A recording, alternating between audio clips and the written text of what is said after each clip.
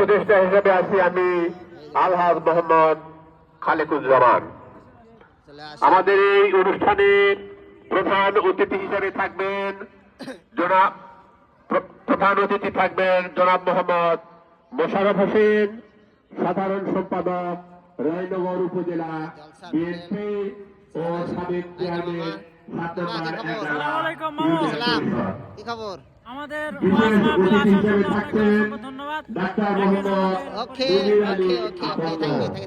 Deputy civil surgeon, আধুনিক সদর হাসপাতাল, নওগাঁ। আমন্ত্রিত ওলামায়ে ইসলাম, প্রধান বক্তা, আন্তর্জাতিক বিশিষ্ট ইসলামী চিন্তাবিদ ও শিক্ষাবিদ আলহাজ হযরত মাওলানা আল্লামা আতাউল গনি ওসমানী সাহেব, প্রিন্সিপাল, ইসলামপুর ফাজিল মাদ্রাসা, কুড়িগ্রাম।